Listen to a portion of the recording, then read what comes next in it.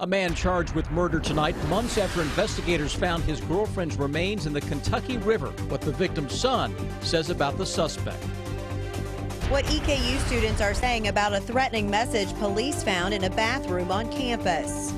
The Cats jumping out to an early lead, but then faced a furious Georgia rally tonight. We're here as Kentucky's political elite greet the bourbon barrel as it rolls into Washington. Tracking, alerting, protecting. This is WKYT News at 11.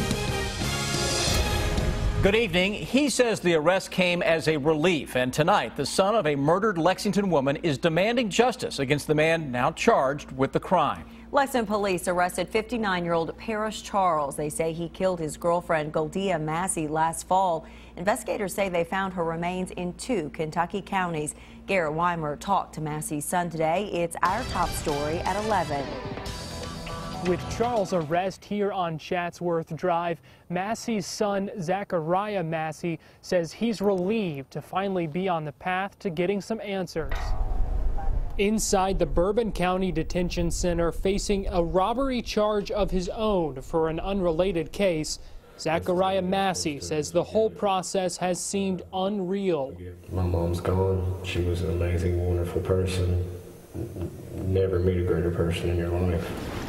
Investigators say they found parts of Goldie Massey's body in the Kentucky River in Henry and Jessamine counties. No one deserves to die like that, but especially someone as amazing as her. Lexington police spent hours removing evidence after arresting Paris Charles. He's charged with murder and abuse of a corpse. We break men's law all the time, but as far as God's law, as long as he faces, consequences for that, then that's fine by me. Massey says he's now trying to find forgiveness for the man accused of killing his mother. My mom always told me to forgive people. I mean, I think if you take someone's life, your life should be taken. But at the same time, I think that's too easy. I think he should have to live out the rest of his days in prison if he's in fact guilty, and the rest of eternity in hell. Massey says he hopes to set up a visitation and funeral, which he says hopefully helps him find some closure. In Lexington, Garrett Weimer, WKYT. Fayette County court records show Paris Charles has had multiple domestic violence cases, but none of the cases we found involved Goldia Massey. Now to a developing story that we're tracking out of New York tonight.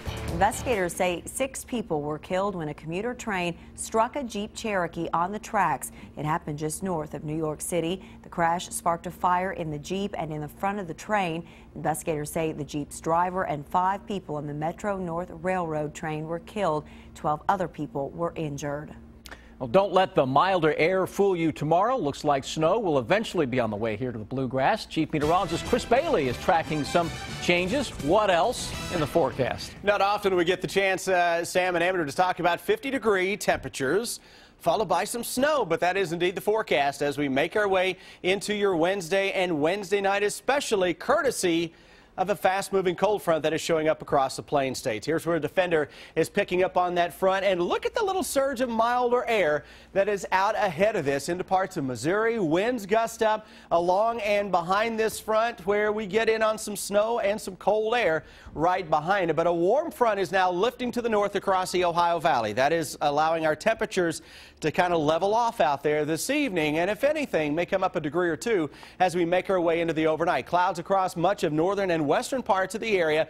Those clouds again will continue on and off into early tomorrow before you break out into at least a partly sunny sky, allowing temperatures on your Wednesday to spike up close to 50 degrees. What goes up comes tumbling down a few hours later as a band of light snow moves in roughly about this time tomorrow night as we track a light snowfall into central and eastern Kentucky. Talking totals, guys, not an impressive total, but totals nonetheless when I come back in a few minutes. Some disturbing allegations tonight against a former Franklin County caregiver. Investigators say he sexually abused 2 intellectually disabled adults in his care. Police arrested 23-year-old Damon Heath. They say he used to work for Community Choices Unlimited, which manages some facilities in Frankfort.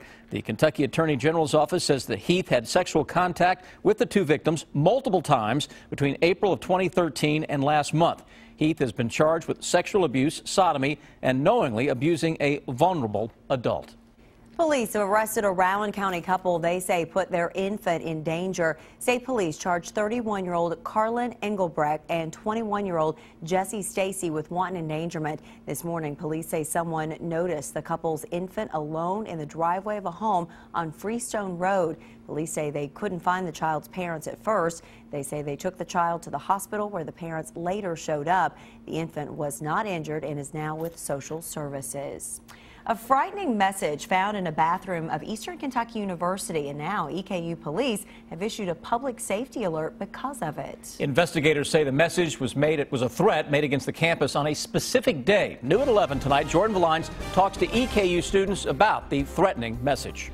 A message with an early warning of violence. Graffiti written on the bathroom stall door that threatened violence, gun violence against EKU students on February 11, 2015. Prompted an immediate warning by the university. We're taking this incident very seriously. On Tuesday, each student received a public safety alert email informing them of the threat. There's never been any violence before, any like threats. I didn't actually see the graffiti, but it makes me angry personally. The threatening message scribbled on a bathroom stall in Combs Hall implied that on February 11th, someone was going to bring a gun onto campus and hurt students and staff members. Well, as you can see, there aren't any surveillance cameras here on the walls next to the bathroom where this incident took place, which is why police say they need the public's help in order to find the person who did this. Classes are expected to go on as usual that day. A decision we should not have class on February 11th. That students are split over.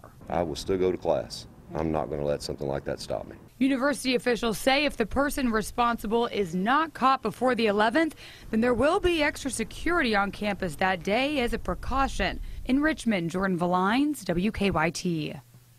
University officials believe the threatening message was written on Monday night while classes were still in session. A grand jury will now consider the case against a man accused of causing a crash that killed a child. 36-year-old Jason Combs faces murder and DUI charges in Perry County.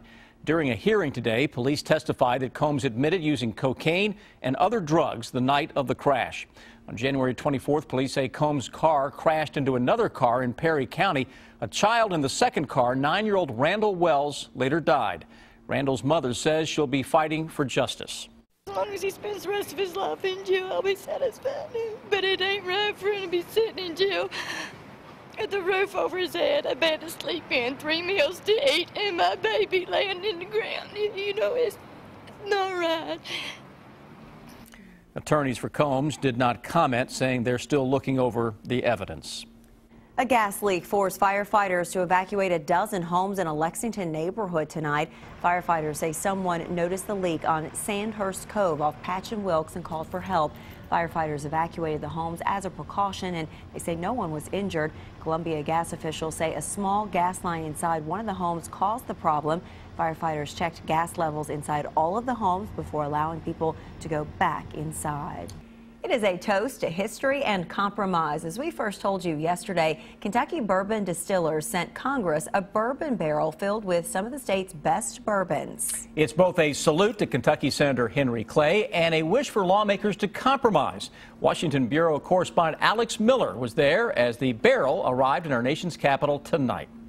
In a place where getting along rarely happens, members on both sides of the aisle agree Senator Henry Clay of Kentucky was the great compromiser. He brought people together to make deals, and I think that's what the country's demanding right now. Known for holding off war in the 1800s, not once, not twice, but 3 times, Clay preached the importance of communication.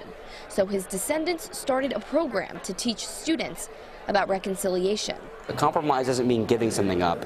It means being able to listen to the other side. They've honored these students each year at the Willard Hotel, a place Henry Clay visited himself. This is the 7th year that this event has been going on, but it wasn't until President Obama suggested having a drink with Senator McConnell that bourbon got involved.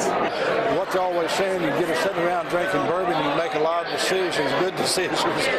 I'm your friend, you're my friend. We're all here for the same reason. Let's get together and let's find a solution. And that's the goal for tonight, Compromise, reconciliation, dialogue may be able to beat gridlock. The Bourbon Caucus has their fingers crossed that the drink will entice the president. We have a decanter of bourbon that we are leaving with Senator McConnell just in case he gets a call. Because, as Henry Clay said, a good bourbon lubricates the wheels of government, and boy do those wheels need to turn. In Washington, Alex Miller, WKYT. As for that barrel of bourbon, it was filled with samples from 9 different Kentucky distilleries. Tonight, Kentucky Senator Rand Paul clarified some comments he made about vaccinations. Yesterday, he created a stir after saying he was aware of many cases of children who ended up with mental disorders after being vaccinated. But in a statement tonight, he denied ever saying vaccinations cause mental disorders. He said the cases he referred to were only connected by time. Senator Paul also said he believes vaccines have saved lives and should be given to children. Senator Paul is an ophthalmologist and a potential candidate for president in 2016. The committee in charge of redrawing up new zones for Fayette County schools has made a few new agreements. Committee members say they agree that students entering 5th, 8th, 11th, or 12th grades the year rezoning takes effect would be allowed to stay in their current school. And students being zoned to a new high school during their sophomore, junior, or senior years would be allowed to finish in their current high school. The committee is still in the process of drawing up school boundaries.